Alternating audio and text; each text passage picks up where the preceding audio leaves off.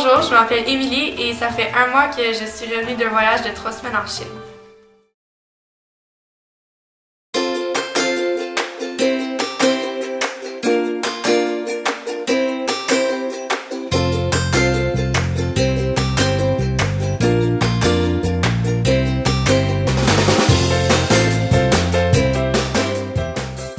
Donc le 20 février, les 36 élèves de ma classe et moi, on a pris l'avion en direction de Shanghai, en Chine. On était accompagnés de 4 adultes et c'était dans le cadre du programme Défi Monde du Collège Sainte-Anne dans lequel je suis inscrite.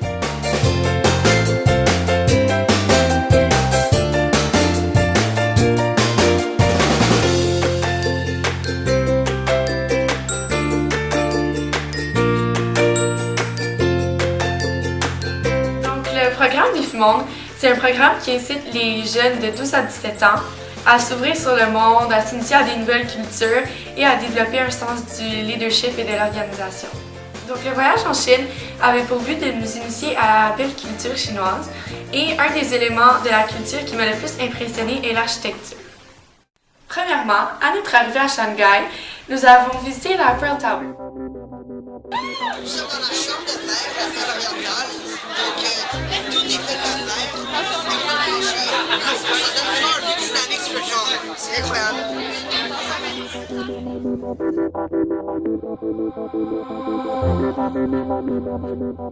C'est la troisième plus haute tour de télévision au monde et elle mesure 468 mètres.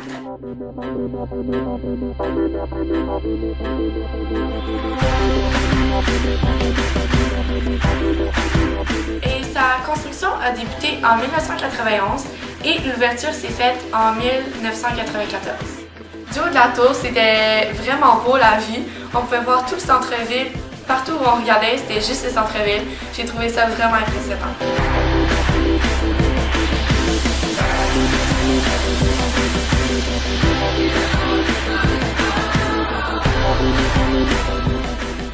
C'est à ce moment-là que j'ai pu réaliser que tout était vraiment occidentalisé et c'était super moderne, la ville de Shanghai.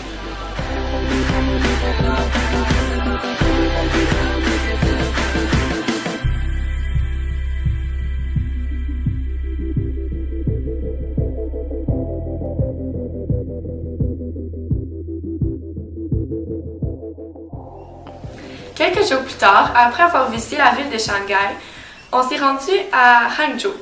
Là-bas, c'était très différent de la ville de Shanghai. Comme je l'ai dit, à Shanghai, c'était plus occidental et moderne, tandis qu'à Hangzhou, on a pu voir plus de nature et l'architecture était vraiment traditionnelle. On pouvait voir l'histoire de la Chine dans les bâtiments. Nous avons visité les jardins classiques de Suzhou, qui sont considérés comme des vrais chefs-d'œuvre de l'art des jardins chinois.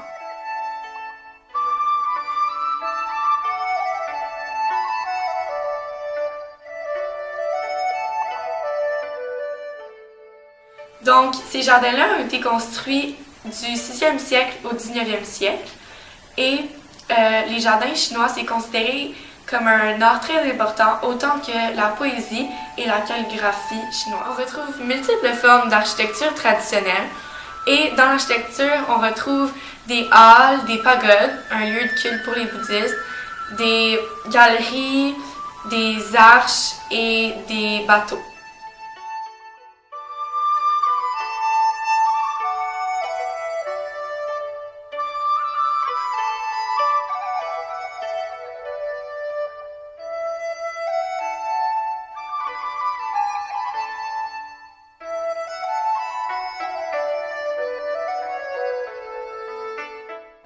Donc en ce moment, on est dans le jardin nu, qui est un jardin très traditionnel chinois. On peut voir l'architecture chinoise très traditionnelle, les couleurs rouges et or qui représentent la richesse. C'est assez gros, il y a aussi des statues très traditionnelles de tigres, je pense en ce moment. Ouais, donc c'est très beau et ouais.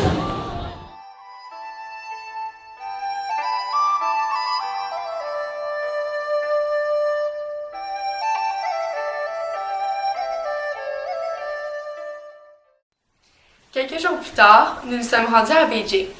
Là-bas, on a visité un quartier plus pauvre qui allait se faire détruire dans quelques semaines.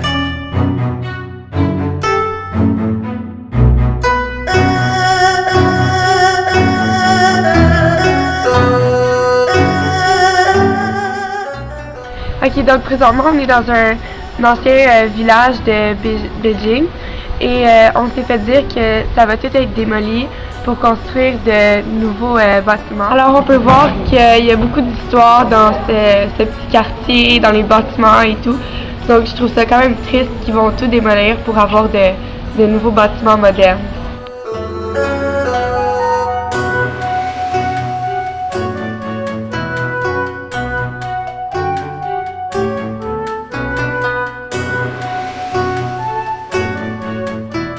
C'était probablement un des plus gros chocs que j'ai eu du voyage parce qu'on a vu vraiment à quel point les conditions de vie étaient difficiles avant.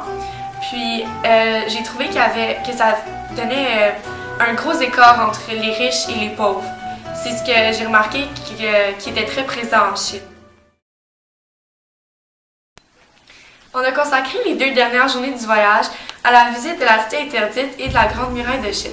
C'est probablement les 2 plus belles places que nous avons visitées. C'est vraiment incroyable, c'est à couper le souffle.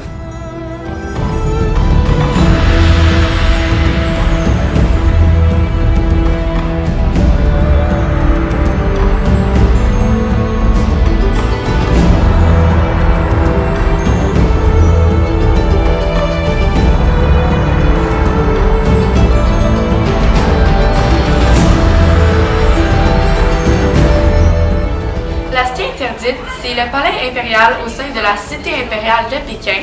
Elle fut construite entre 1406 et 1420. Puis, elle attire environ 7 millions de visiteurs par année. Et puis, dans la Cité interdite, on compte en tout environ 8704 pièces.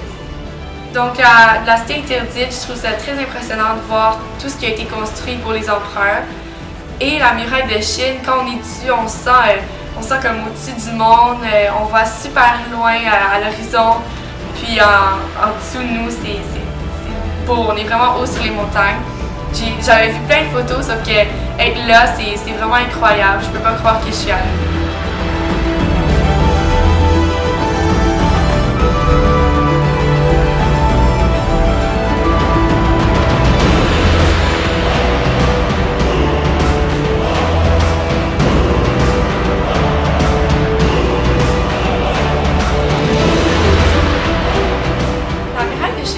Un patrimoine mondial de l'UNESCO. Elle mesure 21 000 km de long et elle a été construite durant la période de Ming et de Han. Et puis, c'est une des plus grandes attractions touristiques du pays.